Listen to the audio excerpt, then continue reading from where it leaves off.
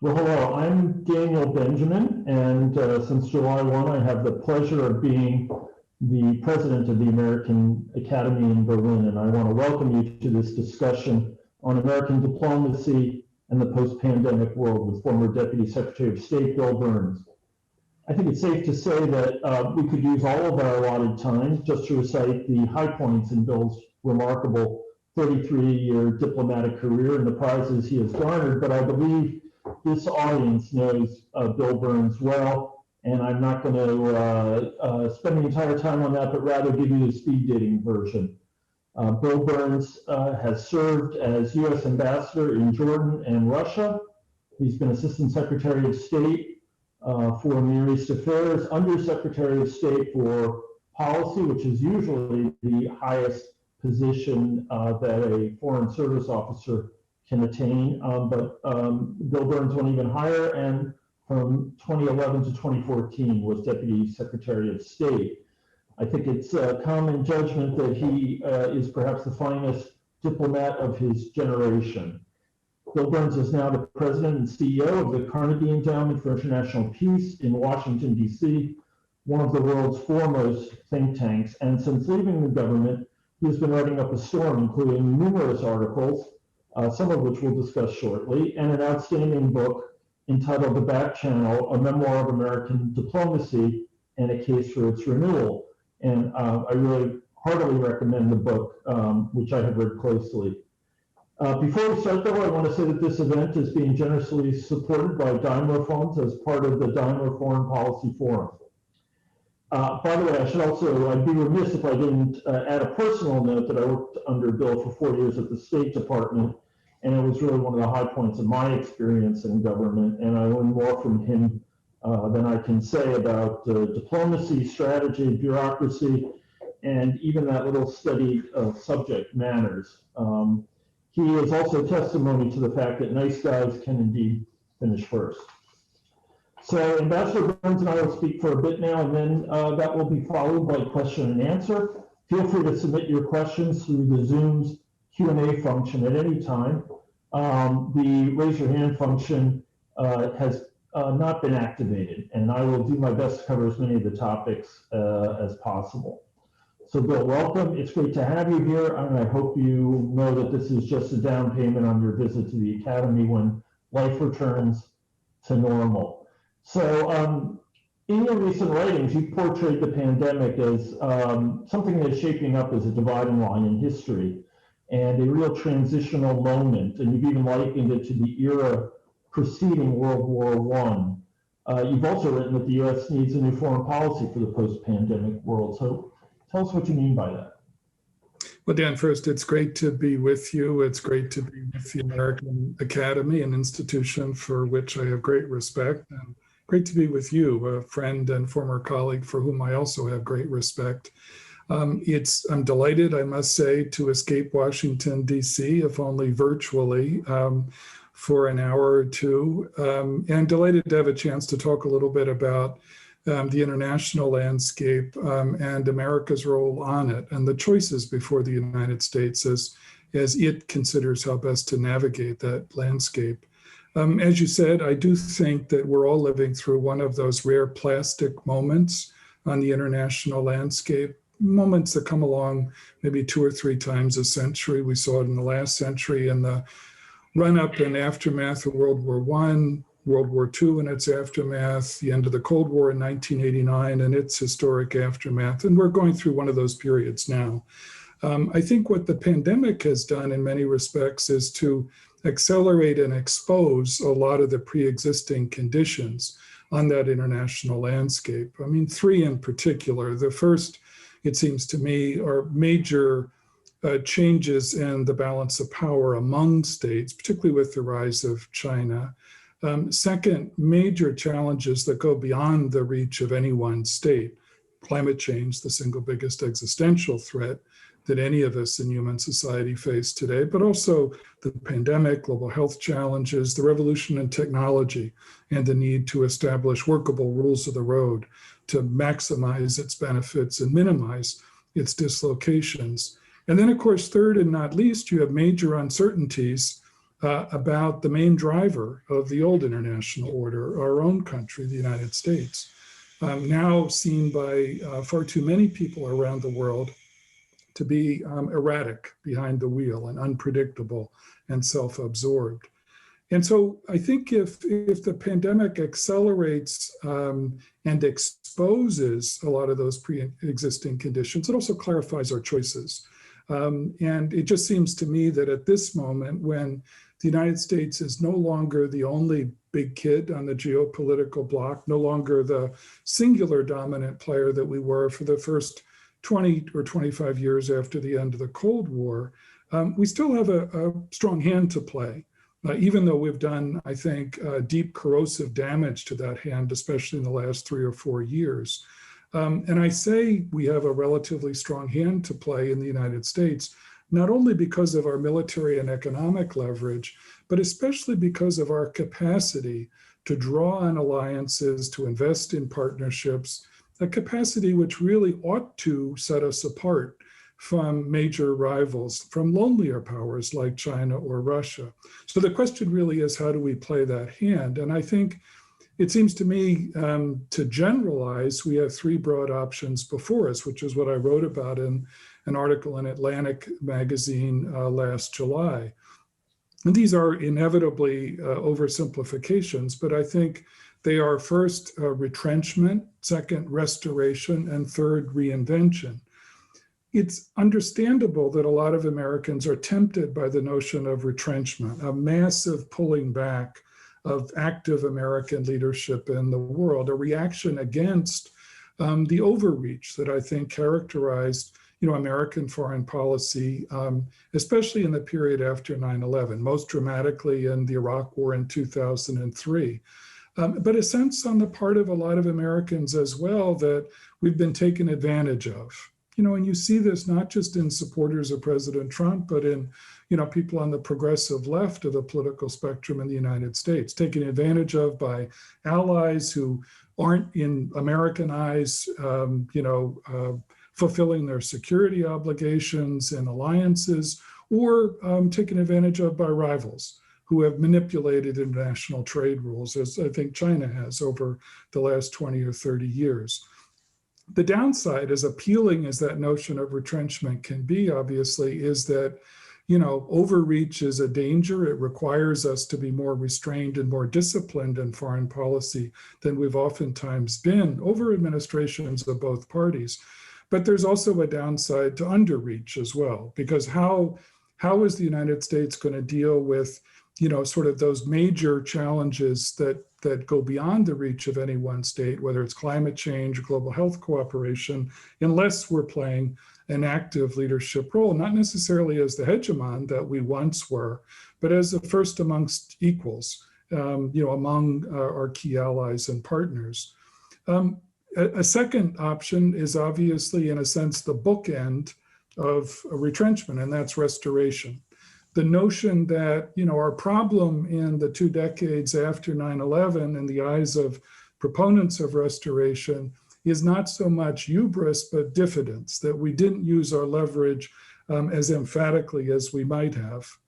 That President Trump and his era is, in a sense, an aberration. And what we just need is a new driver at the wheel, and we can flip a switch and return to the world that the United States knew, or at least imagined, before January of 2017.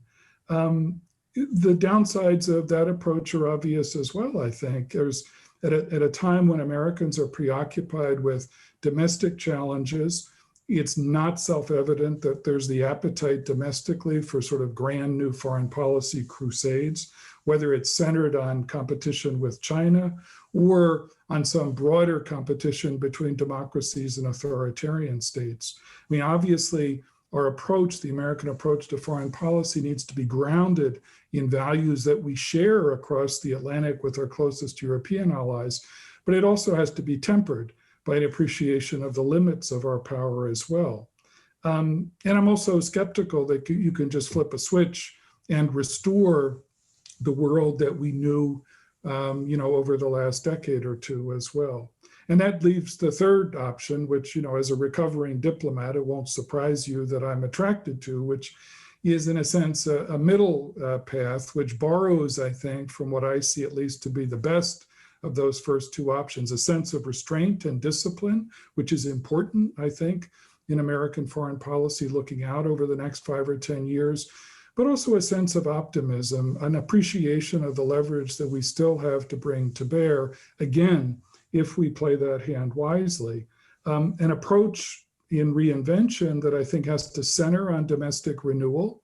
In other words, it has to help address the very real disconnect that exists in my own society between people like me, card-carrying members of the Washington establishment, and lots of American citizens who don't really need to be persuaded, in my experience, of the importance of American leadership in the world, but they're skeptical that Washington can exercise that in a disciplined way, matching ends to means.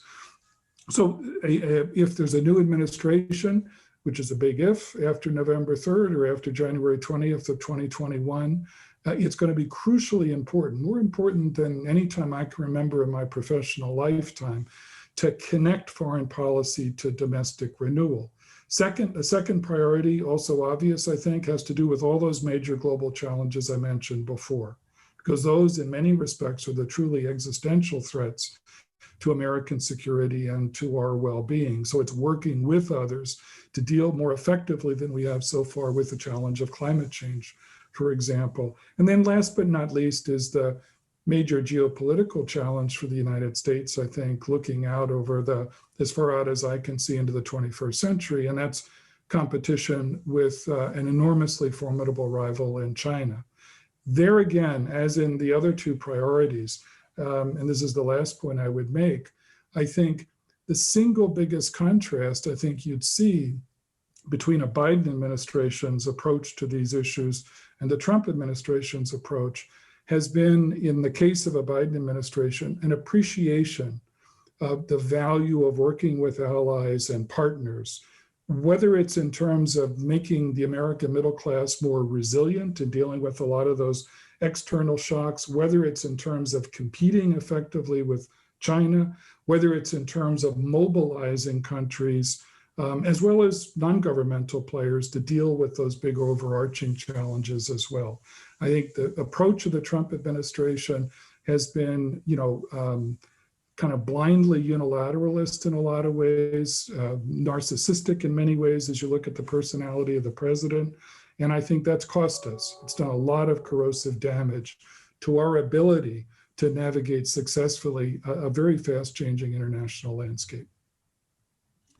So that was a great overview of the argument that you presented in the Atlantic. I want to ask you, you are very candid about the extent to which multilateralism and really intensive engagement with allies is really at the heart of this vision of a new foreign policy.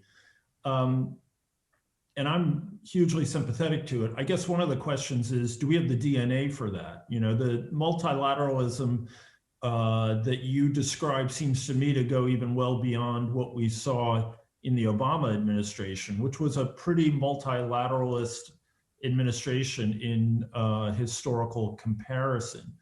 And, even if we get, some visionary leadership in the White House, at the State Department, you still have a Capitol Hill to deal with that may not, that may have a hard time buying into that vision, and a larger public that, as we all know, can be erratic in terms of how it views foreign policy and all public events. So this is not tweaking. This is a big change you're proposing. Yeah, I think it is in a lot of ways, and I think it does reflect an international landscape and a set of both domestic and foreign policy realities that Americans have to come to grips with honestly. And I think at a moment, as I said before, when we're no longer the only big kid on the geopolitical block, when we're past the so-called unipolar moment for the United States, our greatest leverage, our greatest capacity for promoting our own interests and values is going to come through diplomacy, through working with others, I think. It's going to be critically important, as I tried to emphasize before, and as I've written, to make that connection with the American public, to pay much more attention to the connection between domestic renewal, which is going to be uppermost in people's minds for understandable reasons, and an approach which puts heavy emphasis on working with allies and partners abroad. I think you can make that case very directly with regard to global health cooperation and the pandemic. You can make it with regard to the huge challenge of economic recovery beyond the pandemic, which is not just going to be a matter of unilateral American choices. It's going to have to be carefully coordinated. You can certainly make that argument with regard to climate change. I think it matters enormously in terms of competition with China as well, where my single biggest criticism of the Trump administration has not been its readiness to take on predatory Chinese trade and investment practices. It's overdue. I mean, that's something we probably, and I include myself in this, should have done more energetically sooner. But my criticism is in the way in which we've approached that in the Trump era. Rather than trying to make common cause with other countries and other players who share those same concerns, whether it's the European Union or Japan, we've tended to start second and third front tariff conflicts with them simultaneously as well. So you're right, Dan, this is not an easy argument to make. And I'm the first to recognize that the bandwidth, if there's a new administration in January of 2021 for foreign policy, is going to be very limited, because the preoccupation is going to be in climbing out of a deep hole created by the pandemic, by its economic consequences, by the recurrence of whether it's systemic racism or other forms of social injustice and economic inequality in the United States. So you have to be realistic about how much bandwidth there's going to be. But I do think making that connection with domestic renewal is going to be the key to an effective foreign policy.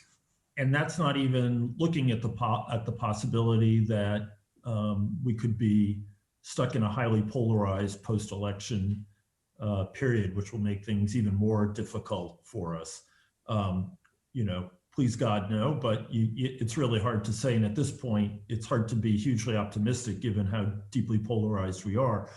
We'll come back to polarization, but in talking about this a new approach, you make a nod to restraint, and I think there's an awful lot of appetite for some restraint in American foreign policy across most of the spectrum. The area in which we see the biggest debate right now is over our engagement in the Middle East, where, to paraphrase one of our former colleagues, we've been wandering for 40 years and missing our destiny in the Asia Pacific. As someone who served in Jordan, as someone who was the Assistant Secretary for Near East, I wonder how you look at this argument that, on the one hand, the Israelis and the Palestinians don't look like they're going to be ripe for an agreement in the foreseeable future.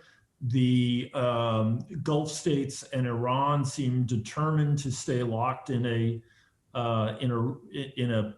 posture of eternal enmity. And there's also a kind of Arab civil war going on, as it's been called, between, on the one hand, the Saudis and the Emiratis leading one camp, and the Qataris and the Turks on the other. So more trouble than we really want to deal with. I'm curious how you view these calls for just ratcheting it down dramatically, and calls that come from friends of ours who are very longtime engagement advocates. Yeah, no. I mean, I think, whenever you talk about an approach that's based on discipline and restraint, which I fervently believe in, as you look at American foreign policy over the next 5 or 10 years, the question is not just what you're going to do, what your priorities are going to be, but what you're going to do less of as well. That's a set of questions that often gets less attention than it deserves. But I think the Middle East is a classic example of that. I do not argue that the United States can afford to totally disengage from the Middle East. I, of course, understand that, the United States is objectively less dependent on energy resources from the Middle East, notwithstanding its importance in the global economy, than we've been before. But there's a strong argument for shifting the terms of our engagement in the Middle East to focus less on the use of military means and our military footprint, to focus more on diplomacy, to be realistic about what we can achieve in a deeply dysfunctional part of the world for all the reasons that you described before. I think what that means is that we need to shift the terms of our engagement in some crucial relationships. I think the US-Saudi relationship is one example of that. I think this administration, the Trump administration, has been far too indulgent of the Saudi leadership, in particular Mohammed bin Salman, the crown prince and effective leader of Saudi Arabia today. We need to build more of a two-way street in that relationship. I'm not trying to argue that it doesn't matter, but by two-way street, what I mean is if Mohammed bin Salman and the Saudi leadership want to pursue a serious program of economic and social modernization, we and others ought to be, enthusiastically in support of that. But where that leadership overreaches, whether it's externally in a catastrophic war in Yemen, which needs to be ended, or overreach in the sense of human rights abuses, like the murder of Jamal Khashoggi, a couple of years ago in a Saudi diplomatic facility in Istanbul, we should push back very hard on those issues as well. So I'm a realist about the Middle East. I understand very well the limits of our influence. We were guilty, I think, for many years of a kind of magical thinking about our capacity to transform societies in the Middle East. We need to ratchet back and make far more realistic our ambitions. But that doesn't mean that we don't have a diplomatic role to play, at least to try to take some of the edge off the worst rivalries, the most combustible rivalries in that region. And that's a place where I think the United States, for all my realism about our influence, still has a role to play, but much more focus on diplomacy, much more attention to sort of the longer term drivers of change in that part of the world. Some of what we saw erupt in the Arab Spring a decade ago, those are going to erupt again unless leaderships and societies address with the lack of dignity, with the fundamental problems in those societies. And it makes sense for Americans, as it does for Europeans, to pay attention to those longer term challenges as well. Well, I couldn't agree more. And I hope that we have leaders who will be able to devote the attention to those issues, because they are consuming. So you spoke earlier about renewal at home as being a central pillar of your thinking about the future of American foreign policy. And Carnegie has done this remarkable thing. It's actually talked to Americans outside the Beltway about what they'd like to see in their foreign policy, and how that foreign policy might be more responsive to their needs, and how foreign policy might really be about strengthening the American middle class. And I was wondering if you could just give us a quick overview of what it is that you found when you did this study. Sure. Well, we set out 3 years ago now, shortly after I arrived at Carnegie, after I retired from government. Based on, something that had nagged at me over my last years in government service, and that was the obvious disconnect between, a lot of American citizens and the Washington establishment in foreign policy. And so what we set out to do was something which seems like kind of an unnatural act in Washington, which is not to go out to the American heartland and preach to people about the virtues of American leadership, but actually to listen. And so we focused on 3 states far outside the Washington Beltway, far removed from Washington, on Ohio, Colorado, and Nebraska. States which aren't monolithic in their economic shape or their social or political views, but focus on what mattered to middle-class citizens in those states as they looked at foreign policy. And so we did a lot of surveys. We worked with local partners because, there's the old Ronald Reagan saying that, the scariest words in the English language, or when someone from Washington comes to another part of America and says, I'm from the US government, I'm here to help, or I'm from Washington, I'm here to help. So we worked with local partners and really tried to listen. And this was a bipartisan effort as well, also a little bit unusual in Washington today, with a group of Democratic and Republican former government officials and observers and specialists who were a part of this effort. And what we concluded, which won't come as any great surprise, is that there's a lot of common sense. For all the deep political differences in our polarized political system today, there's a lot of common sense in those states, and I would argue across the American heartland, about what constitutes smart and effective American foreign policy. That it needs to be a foreign policy that realizes that globalization hasn't lifted all boats. It was kind of the conceit of many of us, I think, after the end of the Cold War, that many of the inequalities in the American economic system have been exacerbated, but that there is an important role for an effective foreign policy which can attract foreign investment, which can help create a more level and competitive playing field for American businesses abroad, which focuses more on the needs of American workers and middle-class citizens, as opposed to just the corporate bottom line, as opposed to just opening up more and more markets overseas, to look more carefully at what the impact of that is on individual American workers. Now, all of that is a lot easier said than done, but I think what we've tried to do, which again is a little bit unusual for a Washington-based institution, is to highlight the disconnect which is widening today and some of the ways in which it could be narrowed. You have spoken a lot just this afternoon, but also in your writings about polarization, and you wrote something really great about how it has infected, and it was an interesting biological metaphor for our how it's infected our foreign policy.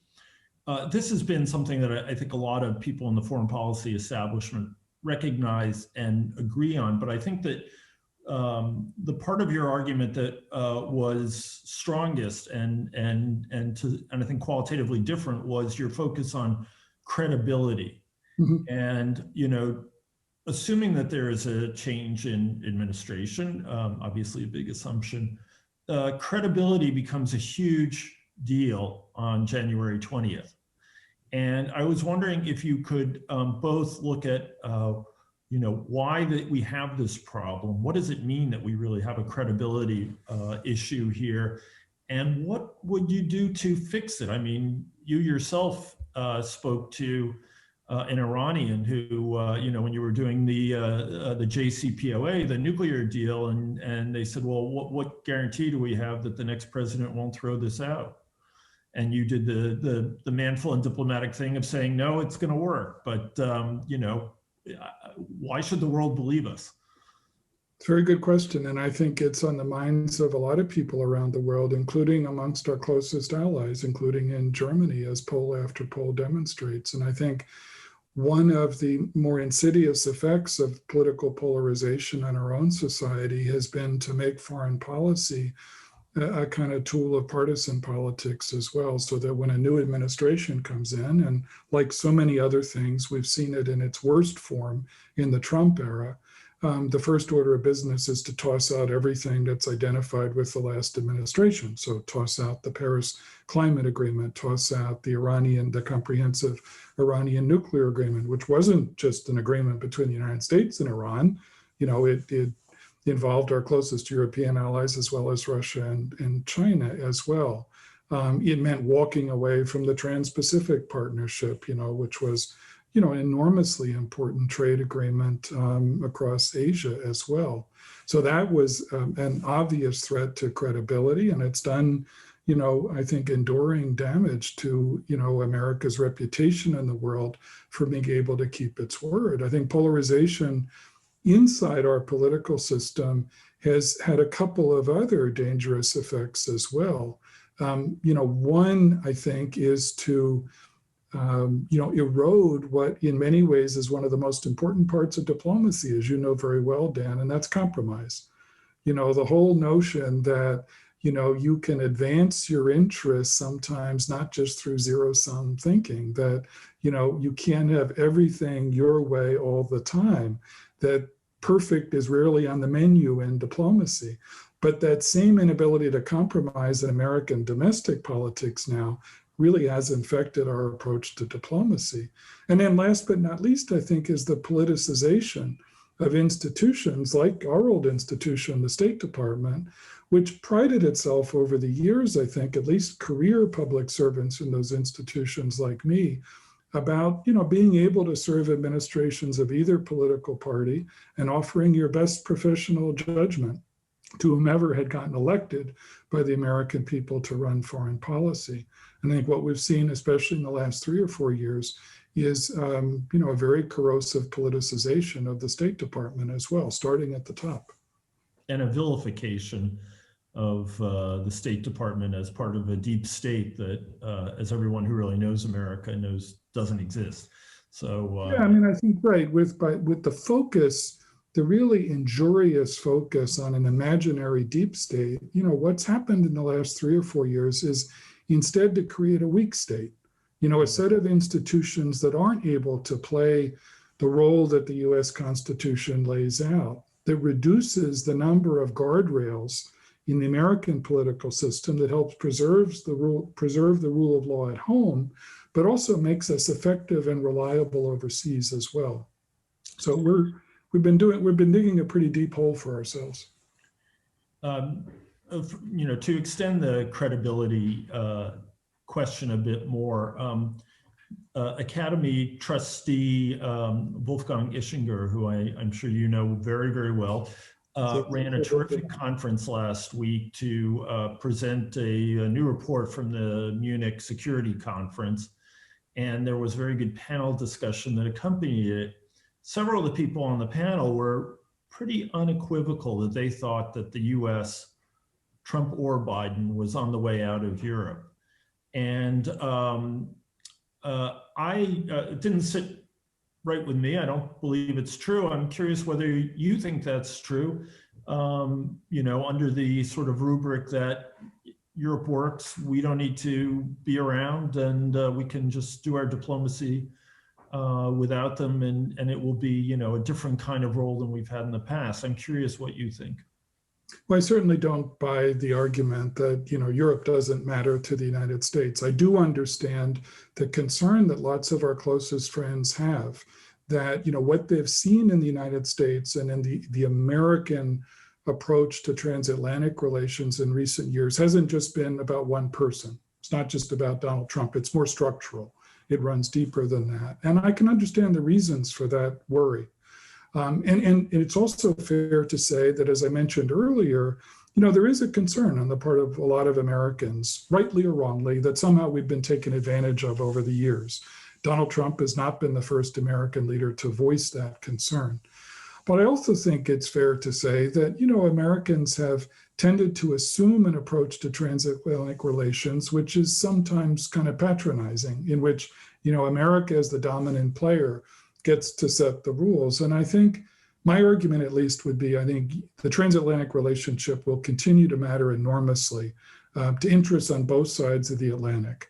But we're going to have to be honest with one another as well, that while it in many ways will be as important as it's been before, it's going to have to be a different kind of alliance, a different kind of partnership, where the United States encourages Europeans to take more initiative, encourages, rather than being a cheerleader for Brexit, as we've seen, in this administration, encourages European integration, encourages the notion of, European security identity as well, that doesn't come at the expense of the NATO alliance as well, that looks for areas, whether it's in technology, which have been a source of friction between big American tech companies and the European Union, looks at ways in which we can actually cold-bloodedly build partnerships between us in ways which serve both of our interests, whether it's on 5G technology, where we both, in varying degrees, have concerns about, the Chinese approach to those issues, but where, this is a place where Europeans in many respects have more to put on the table than the United States does, especially in 5G technology as well. So it's thinking through, how do you narrow the differences in technology? How do you begin to build, a kind of more common approach on those issues? How do you deal with a rise of China that matters to both Europeans and Americans, where our strategy may not be identical, but it can be complementary, and it certainly should be coordinated as well. So I think, that's just another example of the ways in which Americans and Europeans need, in a sense, to reinvent our alliance, our partnership for a new era. Doesn't make it less important. It makes it different in some respects, but that's in the natural order of things. And also makes it a pretty serious lift when the calendar changes and 2020 goes out. And I think we'll have to have no illusions about the work that's going to need to. It's a huge challenge, Dan, and you're right. I think there's a temptation to, if you have a new administration in January of 2021, to think, to have a round of self-congratulatory back-patting summits and ministerial meetings. And the truth is, as you said, there's going to be a lot of hard work involved to reinvent that alliance, to make it stronger over time. But to look for new ways in which we ought to partner together. So one of the really big issues that is going to be on the agenda again in January for Europeans, but especially for Americans, who I think will think that they have an unsettled bill with Russia, is, what do we do with that very difficult country, which, lots of Americans are still resentful of, for the meddling in the 2016 election, for meddling in our social media space in the interim and stoking racial and other tensions, and for very possibly being, or likely being, very involved in our election right now. So as an experienced Russian hand, what kind of approach would you counsel a new president to take early next year? Well, most of my gray hair came from, dealing with Russia. I served there twice, during the course of my checkered diplomatic career as well. The second time as ambassador from 2005 to 2008. I think the starting point, if you have a new administration, is going to be a very realistic perspective on dealing with Putin's Russia. I think we're going to be operating, as long as Vladimir Putin is running Russia, within a pretty narrow band of possibilities in US-Russian relations. A narrow band between the sharply competitive to the nastily adversarial.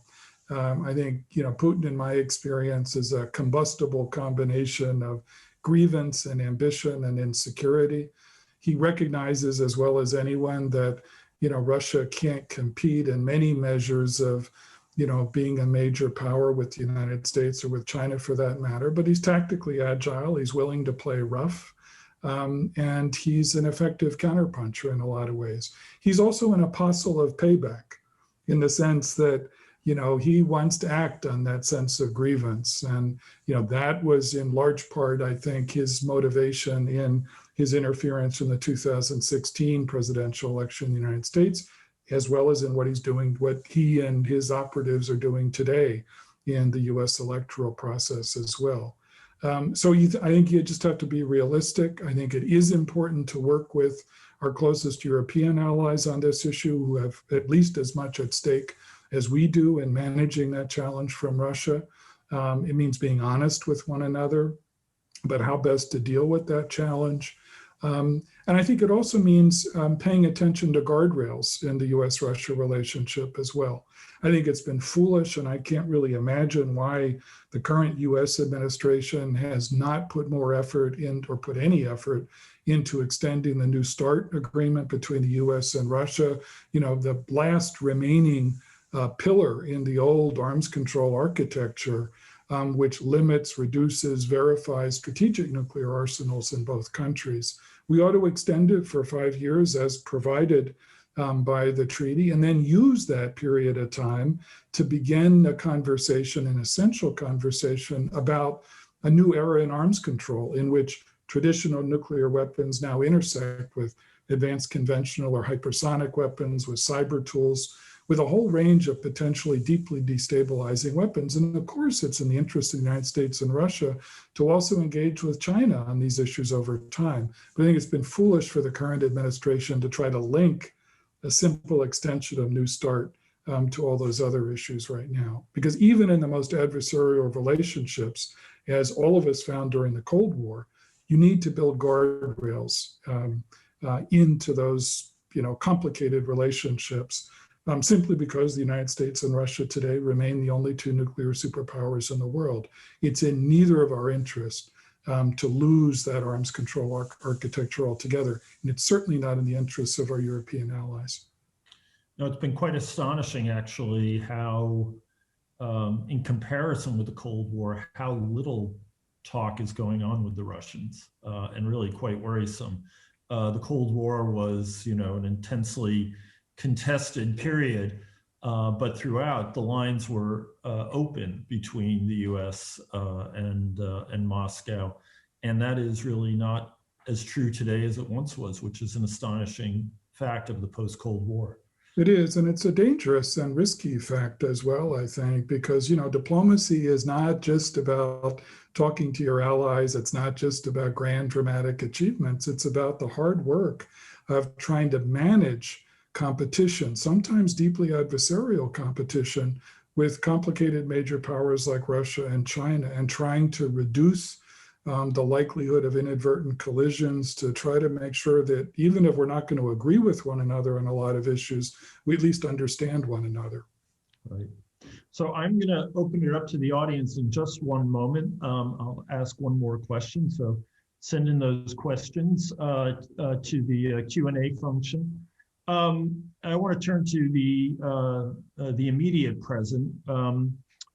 At least when we got on this Zoom, I believe the president was still in the hospital. I'm not sure. He could be back in the White House by now. He has COVID-19, a very serious disease, and judging by his drive around yesterday, he may also be, and I say this in all seriousness, affected by the steroids that he has been on. Some commentators have portrayed this as a moment of real danger when others might try to take advantage of the United States. I am curious if you think that that is overblown, and whether what you would forecast for the coming few months. Sure. Well, Dan, it's a really good question. I mean, first I should say, I wish President Trump and Mrs. Trump a rapid recovery, just as I wish that for everyone across American society who's been afflicted by this terrible virus as well. I think the bigger risk, it seems to me, is the damage we're doing to ourselves by, deepening the image of dysfunction in Washington, that we're incapable of being transparent about something as important, not just to Americans, but to people around the world, as the health of the President of the United States. To the extent we deepen that image of dysfunction, of incompetence in a lot of ways, then we're just playing into the hands of our rivals and adversaries. In a sense, it's the gift that keeps on giving to people like Vladimir Putin, who have always argued, this is kind of the autocrat's conceit, that, Americans are, no more honorable, no more competent than authoritarians are. The democracies in general are no more competent. They're just more hypocritical about it, about their self-dealing. And so I think that's really the bigger danger. Of course, there's a risk that, whether it's major powers like China or Russia, or regional powers like North Korea or Iran, will try to take advantage of a moment of disarray in the United States. My personal view is I think that's less likely, at least as a matter of their intent. There's always the danger of inadvertent escalations or collisions.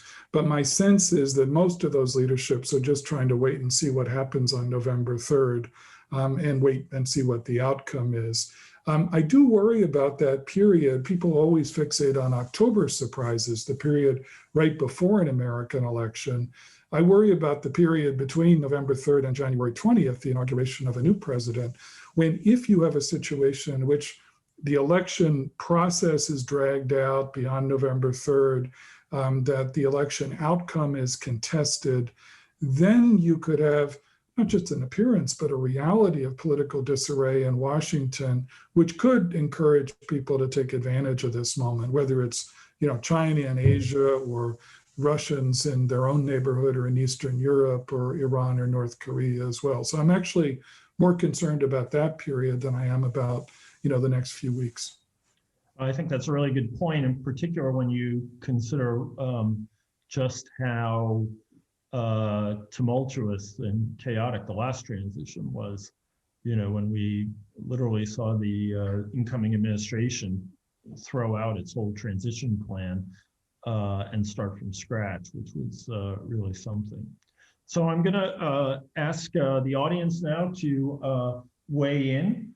And we have an interesting question from a former colleague of yours and a trustee of the Academy, John Kornblum, who says, some have argued that the model of U.S.-Chinese relations is not the Cold War, but the British-German competition before World War I. Britain and Germany were just as integrated economically as we are with China now. China is pushing for influence just as Germany did then. Is there an inevitability in this? First, I'm a huge admirer of John Kornblum. I learned a lot from him as a young diplomat over the years, and he's contributed enormously to the U.S.-German alliance as well over time. So it's nice to hear from him. I think there are some similarities, certainly, to the competition between China and the United States today and Germany and the British Empire a century ago or more. John's right to point out that our economies are far more entangled, the US and China economies, than the US and Soviet economies ever were. There is also an element of technological competition here, which is reminiscent of the period before the First World War, which was the last great industrial transformation in the global economy. And so you see that dimension of competition as well. So it does put a premium on managing those kind of competitions. I'm not a fatalist. I mean, I don't think that a military collision or confrontation is inevitable between the United States and China. But that's the challenge of statecraft, is how do you manage what is oftentimes going to be an adversarial relationship in which our two economies are entangled, in which we're going to compete in security terms in Asia and in political terms across Asia, but where on other issues like climate change or global health issues, we really don't have the luxury of ignoring one another. That if there is no habit of cooperation, rekindled between the United States and China on issues like climate change, it's hard to see how human society makes progress on that issue as well. So that's the challenge of statecraft, is how do you define, in a sense, the terms of coexistence? And here I think, the United States has a lot of cards to play that I think in recent years we haven't, paid enough attention to.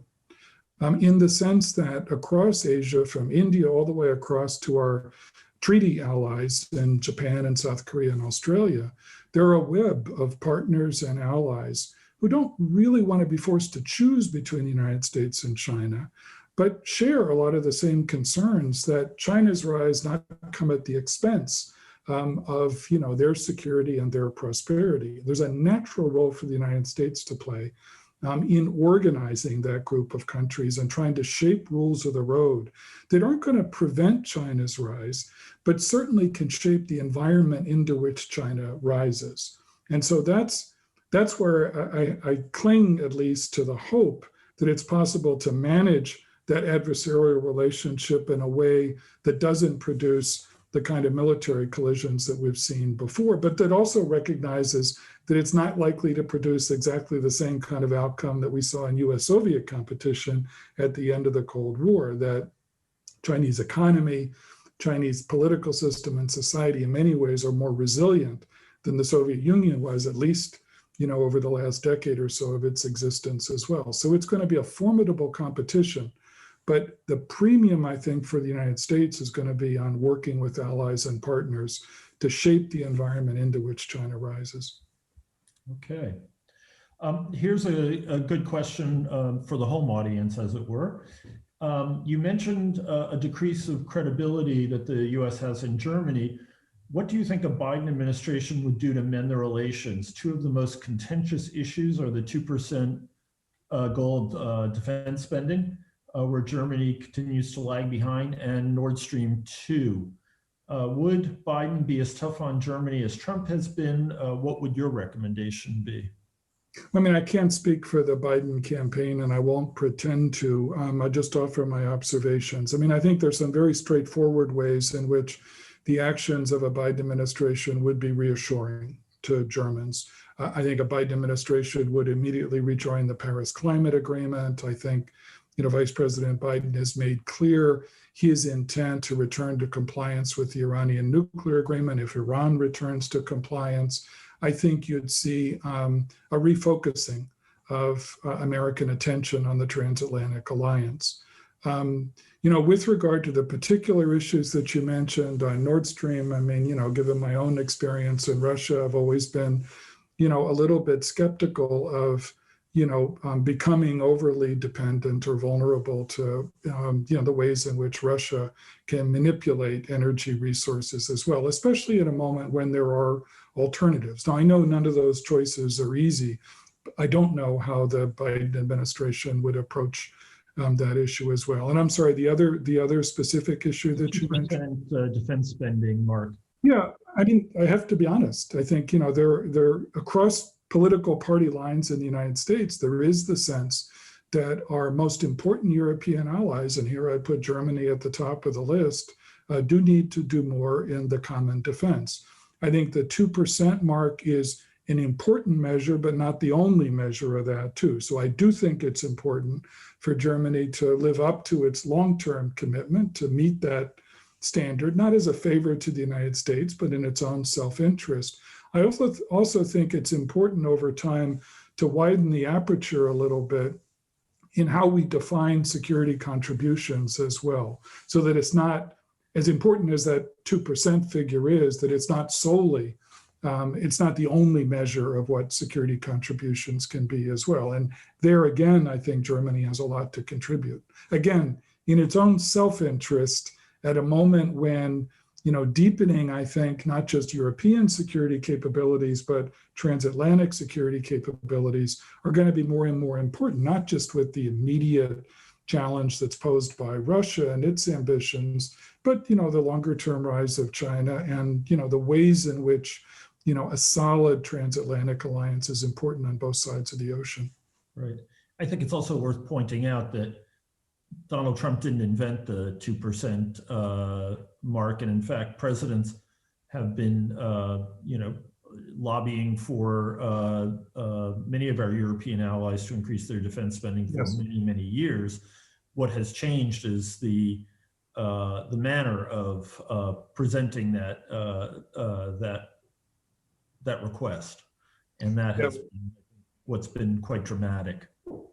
I think that's right. But what I would not do is to, underestimate in any way the significance of the concern, across the United States, not just in a new administration or in the Congress, but across the American body politic as well. But as I said, I do not buy the argument that it's somehow impossible to renew not only the transatlantic alliance, but US-German alliance as well. I think it's going to be crucially important to American success in foreign policy in the decade ahead. Yes, well, the American Academy in Berlin strongly agrees with you on that one. So an interesting and provocative question. whether despite Donald Trump or perhaps because of Donald Trump, the rest of the world has gotten by for the last 4 years without the US. Is US policy still relevant? I think it is, and I say this not, it's a sort of a characteristically arrogant American comment on things. I think it's healthy in some respects that, others, particularly our closest allies, have, learned to, strengthen relations amongst themselves. We've seen that in Europe. I think we've seen that to some extent in Asia as well, as Japan and India and Australia have looked at ways in which they can work more closely together. So I think to some extent it's been healthy, but broadly speaking, I think, the interests of Americans and Europeans are best served by, a mutual commitment to a strong transatlantic partnership. Again, not only in security terms, but across that range of global issues that we were talking about before, whether it's climate or health cooperation or the revolution in technology. There's no partnership, no alliance that the United States has any place in the world that's more significant in terms of dealing with those challenges, in terms of making, the American middle class and American society more resilient in the face of external shocks than working with our closest European allies as well. So I think we both have a lot to gain by a United States which reinvents its approach to the rest of the world, which doesn't succumb to the illusion that we can just restore the way in which we operated 10 or 20 years ago, that doesn't succumb to the illusion that we can afford to retrench from the rest of the world. But I think at the core of our success as we look ahead in foreign policy is going to be reanimating US-European alliance. So to turn to one of those areas where the US and Europe have worked closely, the nuclear deal with Iran. So the expectation is that a Biden administration would rejoin the JCPOA. One question that gets discussed a lot is, does the agreement need modification to take into account the fact that we've had kind of a lost 4 years, that the horizons that are envisioned by the agreement are a lot closer, and that Iran actually has started enriching again, and so on and so forth. What would you counsel a new president to do? You can imagine the Iranians would say, well, we've been here. Where have you been? We're not changing anything. This is just fine as far as we're concerned. Well, it's going to be a really complicated process is the easy and honest answer, in the sense that I think it's very much in the interest of the United States to return to diplomacy in dealing with the Iranian nuclear issue. I never thought that the JCPOA or negotiations with the Iranians, and I led the secret talks with the Iranians going back to early 2013, that this was a perfect agreement. But it was, in my view, the best of the available alternatives for preventing Iran from developing a nuclear weapon. It was meant to be built upon. It was, meant to be the beginning of diplomacy, not the end of it. And so I think it's going to be really important if the United States is able to find a way back to compliance with the nuclear agreement with Iran. And if Iran is willing to do that, which is also a question mark, then I think it's going to be crucially important to move immediately to build on that agreement and find ways in which we can extend the timelines in some of the areas, which, as you said, have gotten a lot closer over the last 4 years, to look for ways to strengthen the agreement, and to look at ways we can address other, aspects of Iranian actions which threaten our interests and the interests of our friends in the Middle East, whether it's in terms of ballistic missile development or conflicts and efforts to subvert countries in the Middle East. The war in Yemen I mentioned before, where Saudi Arabia has played a significant role as well, is a conflict that we ought to be able to bring to a negotiated end. And that's going to mean pushing the Saudi leadership, but also pushing the Iranian leadership. So, I don't need to be convinced by anyone of the difficulty of doing any of these things with Iran. But I think that this administration's maximum pressure approach has been foolish. I think it's been maximum pressure that, has been untethered to realistic aims. It's been connected to the assumption that the Iranian regime would either implode or capitulate. And much as I would like to see for the Iranian people a different kind of leadership, I don't think those are realistic aims right now. It's a kind of coercive diplomacy, as you, an expert in diplomacy, know very well, which is all coercion and no diplomacy. And that's not a prescription for success. And we've done a lot of damage in the Trump era to relations with our closest allies and partners who were critical in producing the JCPOA in the first place. So the challenge is going to be not just returning to the nuclear agreement, but rapidly working with our allies and directly with the Iranians to try to address some of these other issues as well, because that's going to be the only way in which I think you can make that sustainable. And given the breadth of issues that need to be addressed, many in the analytic community have suggested that, it's time to have an embassy in Iran. You don't have, as you said before, diplomacy is not just about talking to your friends. We are handicapped by not being able to be there and hear the conversations that are going on in Iran and the ruling elites. We are hindered in many ways. Can you imagine that re-entry into the JCPOA might be accompanied by opening up an embassy? It would be politically, obviously, quite hazardous. Yeah, ironically, first, I never assumed with the nuclear agreement that there was going to be any overnight transformation, either in Iranian behavior or the behavior of this Iranian regime or in US-Iranian relations. I've always thought this is going to be a very difficult, painful step-by-step process. Ironically, in summer of 2008, at the end of the George W. Bush administration, when I had returned to Washington from Moscow as the number 3 in the State Department, we actually we're about to propose through the Russians, of all people, to the Iranians, staffing a diplomatic interest section in Tehran with American diplomats, which would be the first time since the revolution in 1979. I always thought that was in some ways the most subversive thing we could do to that regime, because the last thing the supreme leader in Tehran would want to see is a long line of visa applicants, around an American diplomatic facility in Tehran. So I was never very optimistic that the Iranians would agree to that proposal had we made it formally. It is the kind of thing that's, the heart and soul of diplomacy is dealing even with the most adversarial players in the world. But to answer your question, Dan, no, I don't think, that's in the offing anytime soon. Okay.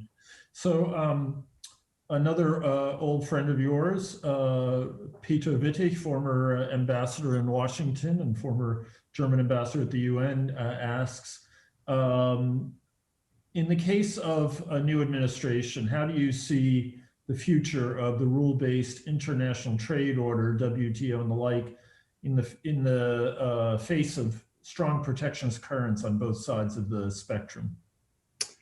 Peter Wittig is another wonderful diplomat from whom I learned a lot over the years, so it's nice to see his question. I get your Peter is right. The mood across party lines in the United States is much more skeptical about the sort of traditional approach to free trade. And it's going to take a lot of work, I think, to build a sense amongst, American citizens, the American middle class, that more open trading arrangements serve their interests. I think deep down, many Americans understand the value, given the fact that 95% of the world's markets or the world's consumers lie outside our borders, that it makes sense to encourage more open trading relationships. But I think they're going to insist, and you're going to see, leaders in both political parties in Washington insist that they be crafted in a way that, more directly supports the needs and interests of the American middle class, of American workers as well. I don't think that's impossible, but what I think it's going to mean is, a period of focus on reform in the World Trade Organization, not abandoning it, but serious reform, an approach to, strengthening trade relationships across the Atlantic as well as in Asia, which may not be big, sweeping, comprehensive agreements, but rather kind of step-by-step arrangements that could proceed sectorally as well. I mean, there are areas, for example, between the United States and the European Union in technology and other areas where it ought to be possible to narrow some of the gaps which exist now, and maybe they can become the building blocks over time to healthier and more open trading relationships. But the mood, the political mood in the United States on these issues is very complicated right now, and it's going to take, a period of time in which the focus is on domestic priorities and, rehabilitating the domestic economy. I think before people are going to be looking for big, sweeping, ambitious, comprehensive trade agreements of the sort that we've pursued before. Bill, you are certainly speaking to members of Congress in Washington more than we are in Berlin. I am curious to what extent, if any, you are hearing from them that they are looking forward to a return to, shall we say, a more a little more comity in the foreign policy patch and a little more consistent policy than we have seen before. I ask that because that would be my intuition that there's some exhaustion with the sharp departures that we see all the time. At the same time, as Germans are very aware, we have senators who have threatened sanctions against a particular part of northeastern Germany because it's where the Nord Stream pipeline is going to come to land. So I'm just curious about your reflections on the state of Capitol Hill when it comes to foreign policy. Well, I think, there is an exhaustion, you use the right term, with disruption for the sake of disruption, which I think all too often has been President Trump's approach to foreign policy, a kind of blustery unilateralism, which is more about tearing things up or walking away from things or issuing threats or ultimata without much of a focus on what comes next. And I think, on the part of thoughtful members of Congress, whether Democrats or Republicans, there is an exhaustion with that. Now, most Republicans are obviously going to be a lot more leery about revealing that exhaustion.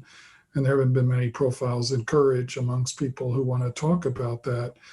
But I do think there is a sense that we've done, for all the concerns that you see members of Congress express about where they think our allies should be doing more, I think there is a genuine concern across much of Capitol Hill about the corrosive damage that has been done to alliances, especially the transatlantic alliance over the course of the last 3 or 4 years, and a clear sense amongst most, if not all of them, that we need to begin the task of rebuilding because I think it's a matter of American self-interest. Right. So one member of the audience asks whether, and this reminds me of the presidential debates in the last go around. Are there any achievements you want to point to? You may recall when the moderator asked the two candidates whether they could say something nice about each other. Yeah. Are there any achievements you want to point to in this administration? You talked about being on the same wavelength regarding China and intellectual property and issues like that. And I'm wondering also about the recent diplomatic breakthrough with the Emirates and Bahrain and Israel, if you want to put those in context and evaluate them. Sure. Well, in China, as I said, I think the instinct deserved credit, but I think the way in which we went about pushing back against predatory Chinese trade and investment practices was foolish in many respects, that we would have had much more impact on Chinese behavior had we made more of an effort to make common cause with our closest partners. I think, the steps recently announced toward normalization of relations between Israel as well as the United Arab Emirates and Bahrain were important achievements. I don't think there's any question about that. And they carry considerable potential. Whether that potential is going to be realized or not depends on the strategies that they're tethered to on both the Palestinian-Israeli issue and on strategy toward Iran. And as I already mentioned, I'm quite concerned about this administration's approach to Iran. Again, nobody needs to convince me about the ways in which Iranian behavior can threaten American interests. But I think the way in which this administration has gone about it has not produced effective outcomes. The argument on foolishly pulling out of the nuclear agreement was that we were going to produce a better nuclear agreement. Now we not only don't have a better agreement, we don't have any agreement at all, and we've done a lot of damage to our relationships with our closest allies. And similarly on the Palestinian issue, maybe over time, steps toward normalization, with some key Gulf Arab states can help produce movement toward an Israeli-Palestinian agreement. But, I don't see a lot of evidence of that right now. It's true that, steps toward annexation of large parts of the West Bank by the current Israeli government may have been forestalled by this agreement. And if that's true, that's a good thing. But the reality remains that, any American approach to dealing with the Palestinian-Israeli issue that's based on the false assumption that you can deal over and around Palestinians, I think is not likely to produce very much, based on the false assumption that you can solve fundamentally political problems like the Israeli-Palestinian problem through economic incentives, I think is flawed. Because if this were a problem of dollars and cents, it would have been solved a long time ago. And finally, I think it's a false assumption to think that, in a way, time is on our side, in dealing with the Palestinian-Israeli issue, because the demographic reality is, as you look out over the next 10 or 20 years in the land that Israel controls between the Mediterranean and the Jordan River, Arabs are going to be in a majority over that time. So how do you preserve a Jewish democratic state in that kind of a reality as well? So that, as welcome as those steps toward normalization were, and as I said, they're important achievements, their ultimate potential depends on what kind of strategies on the Palestinian issue and on Iran, I think that they're tethered to. All right. Well, Bill, it seems that many of the comments that have come in are of the nature of, can he be the next Secretary of State? And I'm not sure that I saw the question mark at the end of those. I would take them as compliments if I were you. You have a big constituency here in Germany. State Department barely survived my first 3.5 decades. So yeah. Well, for your next conversation, we should talk about the future of the State Department, because you've written very eloquently on that subject, and I know it's an institution you care deeply about. But I think we're going to let you go and get on with the rest of your day in Washington. And I really, again, so appreciate your taking time to be with us. I know that your voice is one that is really highly esteemed over here. And judging by the comments that we've gotten, people were not disappointed by your performance. So thank you so much for joining us.